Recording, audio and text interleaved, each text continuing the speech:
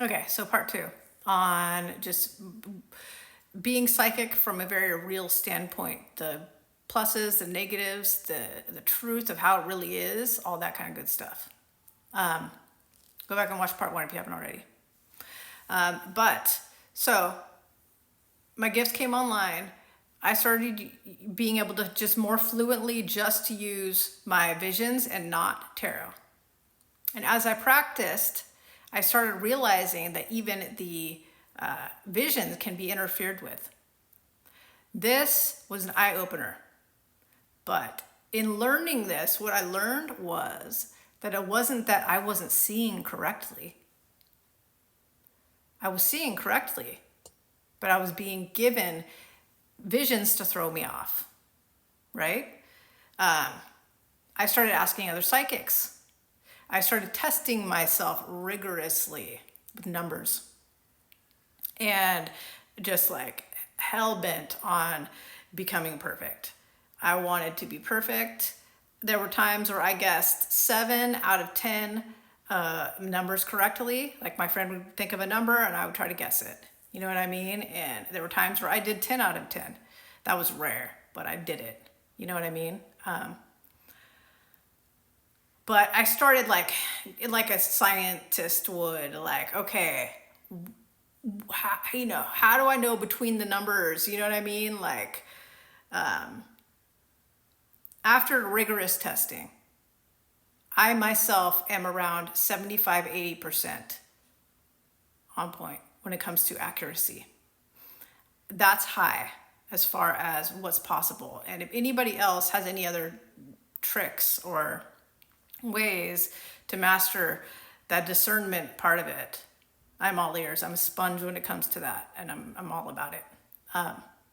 But I went and I started reaching out to like the best psychics, thinking that they must be perfect, right? I come to find out that none of us are, and that was eye opening. I feel like there could be AI being used to interfere. Um, you know, Similar to, have you ever done like biofeedback or like scalar waves where you can like be healed, like the Healy, you can like be healed by scalar waves. It's got to be somewhere similar to that. You can send pictures from here to a TV. Couldn't you send pictures to people if you want to throw them off track? I feel like something like that's going on. There are interferences to throw us off. Even the highest psychics deal with it. So mastering discernment is a thing. And we're all practicing, we're all trying to learn, to get it honed. So, as far as like from me and from any other reader, it's important to use your own heart and your own discernment on what you feel is true. Me personally, I'm about 75 to 80% correct. So sometimes I could be 100% spot on, but a lot of the time it's around 75, 80%. So if you're getting a reading from me and one of them doesn't click, throw it out. That's just the nature of it and where we're at in the process. You know what I mean? So 7 to 8 out of 10 visions will be on point out of 10. But I am learning, as I'm learning like my guides pretty much showed me that it's going to be how I feel. Like if ever, especially when like psychics, right? When we're doing readings for ourselves, we doubt more. We're usually a lot more accurate when we're doing readings for other people because we're just used to it. We feel it flows. But when it's something we care about, it can be fudged because we're in our minds about it. You know what I mean? And so my guides said that like, okay, this is to help you if you're dealing with the same thing and you want more accuracy. They're like, okay, when we're telling you, when you're asking, should I do this or should I do that? I don't know which way to go. Should I do this or should I do that? A lot of the times they'll tell me we're not making the decision for you. You need to make your own decision because that's part of your healing journey, right? There's always that. They tell me that a lot. But when it's something that they're like, okay, we do actually need to communicate this with you, and I can't tell which one it is, they say to like feel into my heart and listen to like the way my heart expands or contracts. And they told me that when it's something that's important, they'll augment the feeling. And I'll know the difference. So I feel into my heart, okay, this. And a lot of times it'll just be like, rah, and be like, no, not that. And then I'll be like, okay, this. And then it'll feel light. I'll be like, yes. So even though I can still see the visions, I still have to do that sometimes because there are interferences. And it's very real, you know. Another common thing about psychics, right? Some people think like, oh, okay, you're psychic. You know everything I'm thinking. We don't know everything you're thinking. It's okay. You don't have to worry. We don't know everything you're thinking.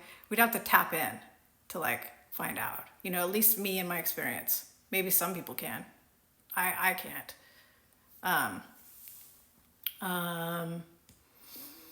Same with the clairaudience. This is all the same. My clairaudience is not as strong as my visions. My clairaudience is coming back online more and more. But it's the same as with the visions, is all the things I'm talking about now. Any other misconceptions or truths that I can share about it? We can communicate with people on the other side. It's just the same exact thing almost for me. I just tap into, okay, so-and-so, and then they send me the totems, and that's how they communicate with me. You can sense people's energetic signature, whether they're alive physically or have passed on. People have an energetic signature that is just theirs, and you can feel that that's them. Just in an instant, you're like, whoa, that's that person. It's like telepathy, but with like an essence. You feel the essence, and that's them. Also, too, I have totems for people. Like my dad has a totem. My brother has a totem. They'll show me their totem, and I know, and that's them. And then if they want to talk to me, they'll, you know what I mean? I'll open up for that, and then we'll have a conversation that way. I can do that with people who are alive still. I can communicate with people who are alive the same exact way. There was something else.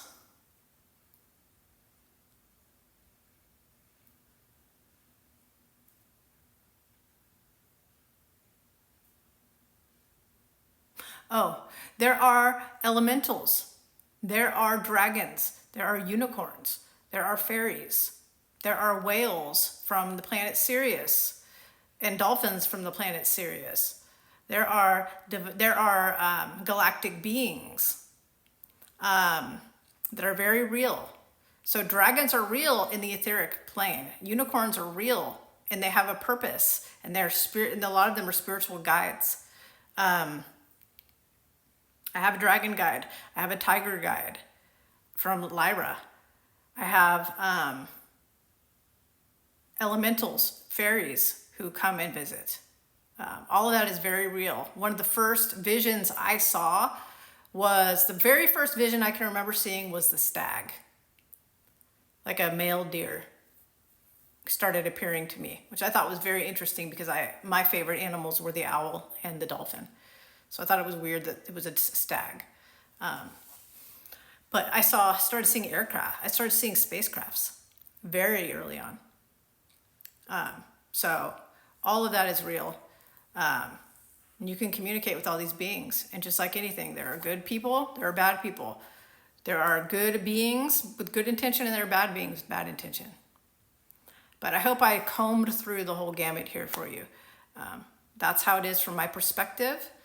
I'm sure other psychics are different than me and have different explanations and experiences, but that's my experience so far. I'm sending you lots of love, and I'll talk to you soon.